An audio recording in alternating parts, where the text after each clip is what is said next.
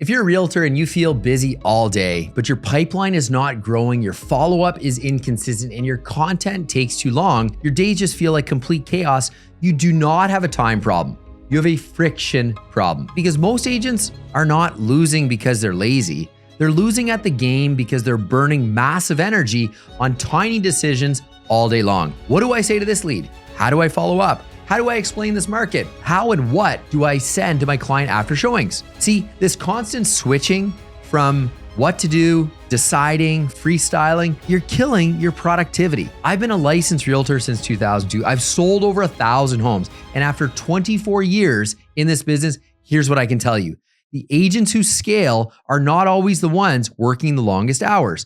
They're the ones who reduce the friction, tighten up systems, and stop wasting mental energy on things that should already have a framework. This is where ChatGPT becomes incredibly useful. Not as a gimmick, not as a shortcut for lazy agents, and not as something that replaces judgment, but as a tool that helps you think faster, communicate cleaner, prep better, and operate more like a business owner. So in this video, I'm going to show you the ChatGPT hacks I actually use as a realtor to save time, reduce mental clutter, and get more done without dropping the quality. Now, before I get into it, this is not fluff or some fake AI hype.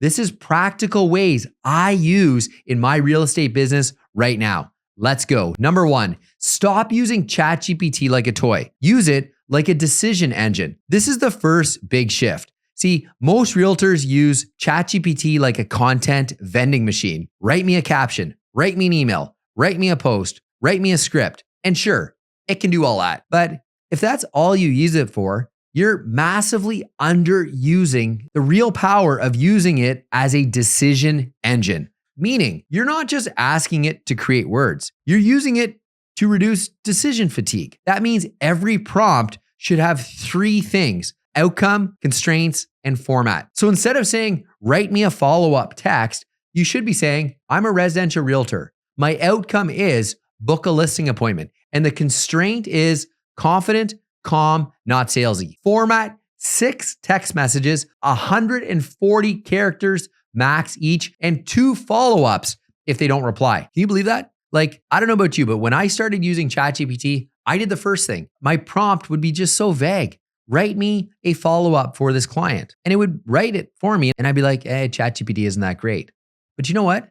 It's not the tool. It's the inputs that I was putting in. Now that I'm more clear, concise, and detailed in what I want, the result, next level. And it reduces that decision fatigue that I'm sharing with you.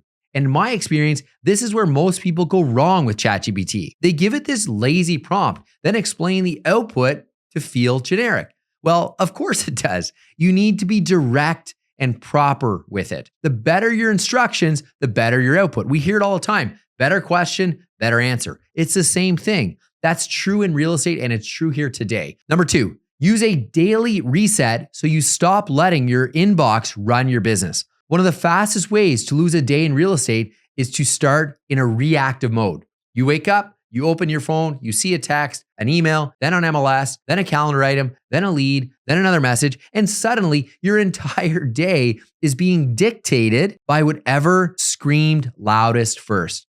This is not productivity. This is reaction. You're playing defense. You're always on defense, trying to just protect what you have going. A much better way is to start proactively with a daily reset. Use a prompt like this. Here are my tasks and obligations today. Bang, bang, bang. Identify the 3 highest leverage actions that will create revenue in the next 7 days. Time block my day into 60 and 90-minute blocks. Also, list what I should not do today. See that last part? List what I should not do today is probably one of the most important prompts I'm using in my practice. See, what's happening right now is a lot of agents all the time, they're busy doing work that looks productive, but does not move the business forward. Tweaking content, checking the market for no reason, polishing an email, no one cares, messing around with Canva, rewriting the same message 3 times, responding instantly to things that aren't urgent. That's how days disappear. This prompt helps you cut through all of the noise and ask you what actually matters today. That's a much better way to run your business. And quick side note, I'm in the process of building a private community for residential real estate agents just like you who want to scale without burning out. If you want more time, better systems, and predictable business year over year, instead of this constant feast or famine cycle, I'll drop a link below. Be sure to check it out. No pressure, just something I'm building for agents who want to work smarter, not longer. All right, back to the good stuff. Number 3, build a lead triage system so you stop wasting follow-up. Here's a big productivity leak that I see all the time in people's businesses. They treat every lead the same. Well, they're not the same. Some people are ready now. Some leads need nurturing. Some are just casually browsing, and some are not serious and just completely wasting your time. And if you follow up the same way, you waste time and lose momentum. This is where ChatGPT can help you think more clearly. Prompt, I'll paste a lead conversation. Classify the lead as hot, warm, cold, or not a fit. Then give me the next best text message that I can send and a 7-day follow-up plan if they say no to the text message. That's powerful. It creates structure. Now you're not guessing. You're not wasting prime time on low probability people while your better opportunities get weaker follow-up. After doing this business for 24 years, I can tell you a lot of agent burnout is not from too many leads.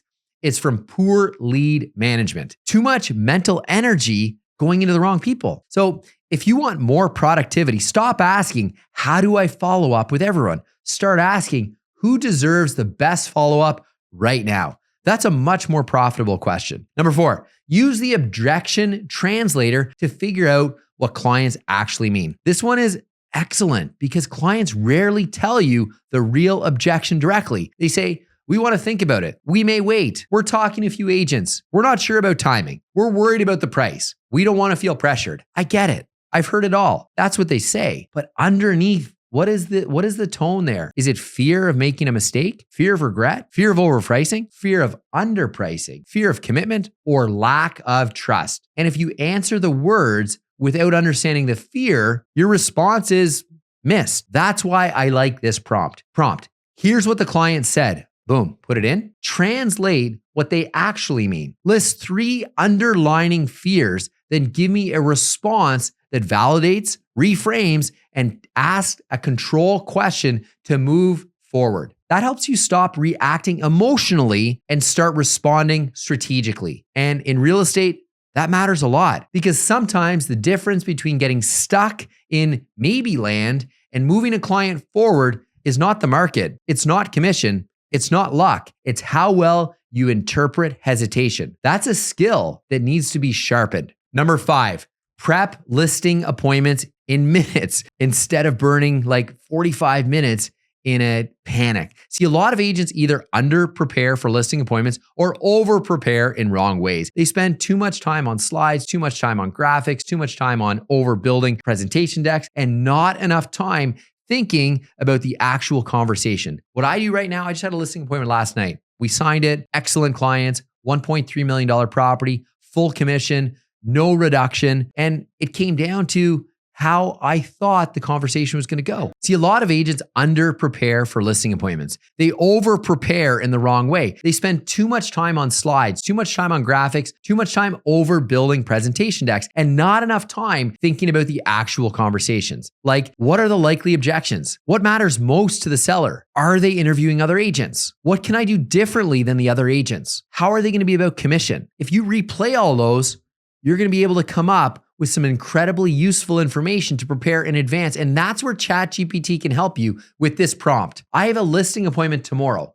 Put in the seller profile, the property address, the market conditions, the average days on market, the selling points. Now build me a listing appointment plan with 10 discovery questions, 3 pricing narratives, common objections and responses, and a closer. Now you're walking in with structure. That matters because listing appointments are not won by information alone. They're won by confidence, clarity, control, and the ability to guide a conversation and maintain trust. What I've seen over 24 years of selling homes is that agents who freestyle too much lose business they should have won. This helps you tighten up your prepped without wasting time. Number 6, build proof packs so clients trust you faster. See, people don't want more promises. They want process. They want to know, what do you actually do? What happens next? How do you market the property? How do you communicate? How do you price? How do you handle feedback? How do you manage the whole process? See, this is where seller proof pack or buyer proof pack becomes incredibly useful. So use ChatGPT to help draft these assets. Here's the prompt for you. Create a seller-facing proof pack. I want the tone to be calm, professional, and confident. The format, bullet points, plus a short paragraph.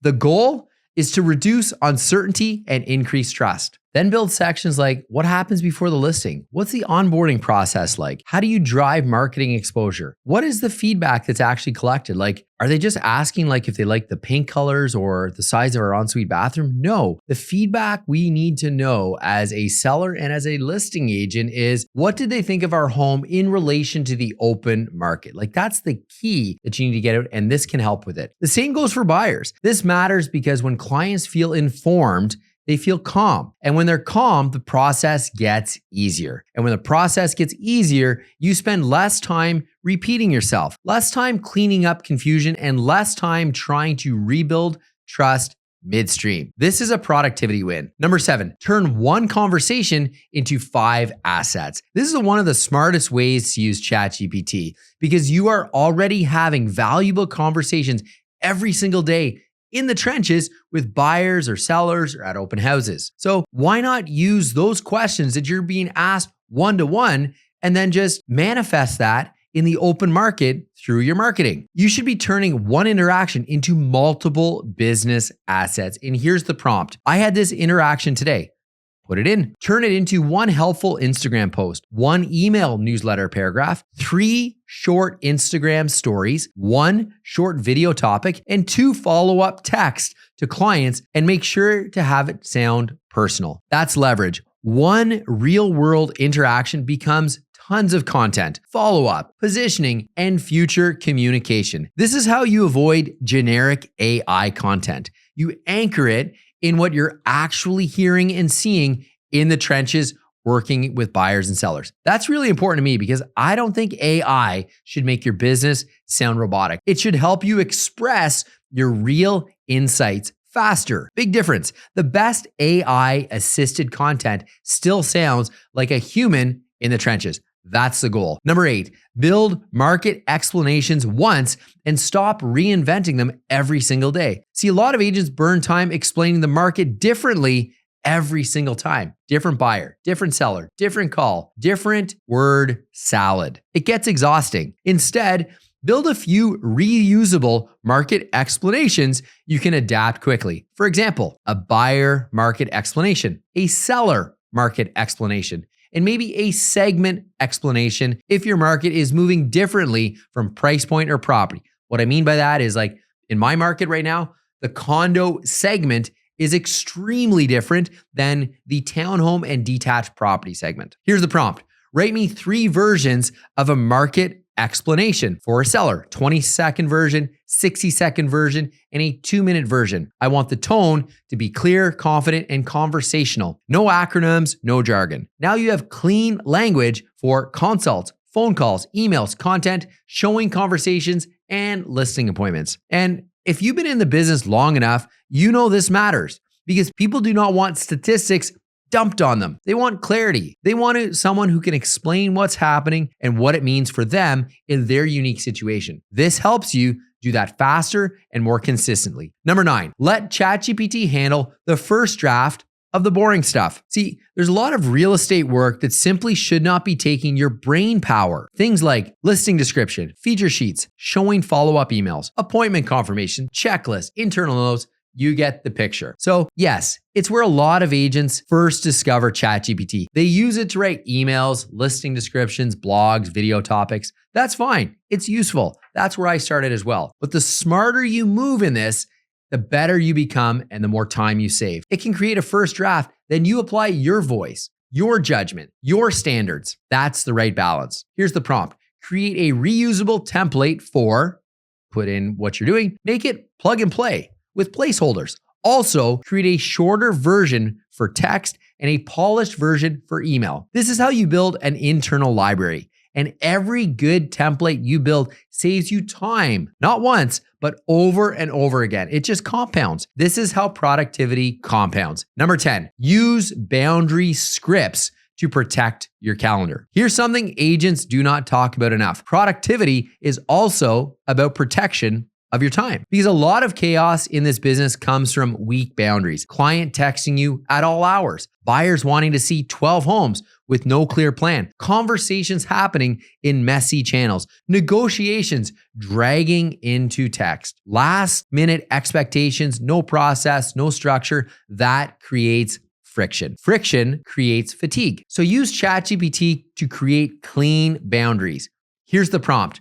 Write me a boundary script for this scenario, blank. Keep it firm, polite, and professional. Give me a text version and an email version. For example, here's how we'll structure the text. Here's what happens next. Here's what I need from you first. Here's my availability. See, those extra decisions that eat your energy can all be done in advance through ChatGPT. The tighter your communication, the cleaner your week. Number 11, use it to beat blank page syndrome on content. Let's deal with the obvious one.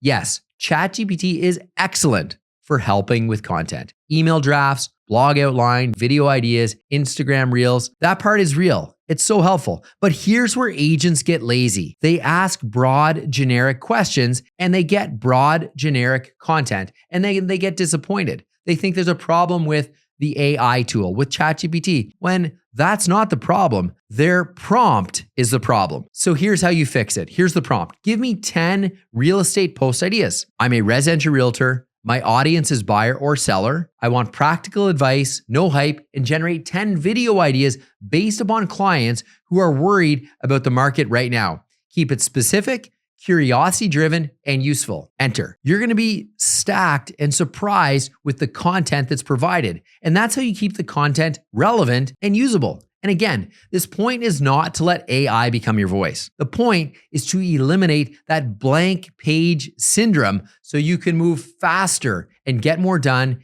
in your workday. Number 12, build a prompt library and stop starting from zero. This might be the biggest point of this whole video. Do not use ChatGPT randomly. Build a system, create your own prompt library, daily planning, lead triage, follow-up, objection handling, proof packs, content ideas. Because once you have that, you stop reinventing the wheel. Now you are not waking up asking, what should I say? What should I send? What should I write? What should I respond to? You already have a framework. See, your framework is what creates speed. After 24 years in this business, one thing becomes really clear. The agents who grow are not just working hard, they're removing friction. They're reducing chaos. They're getting cleaner with how they think and operate. And this is exactly how ChatGPT should be used. So here's the real takeaway, folks. ChatGPT is not just a content tool. It's not just for captions, emails, or occasional scripts. Used properly,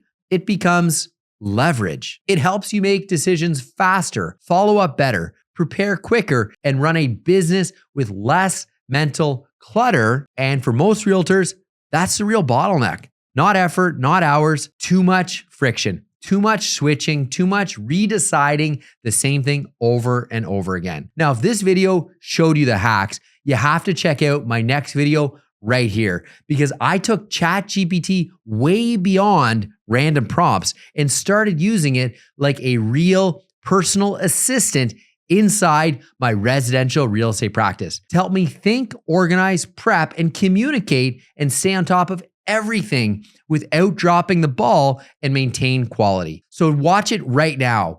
I turned ChatGPT into my personal assistant as a realtor, and here's the next steps. Because once you see how to actually build it into your day-to-day workflow, this stops being a cool tool. It starts becoming a serious advantage. Check it out now.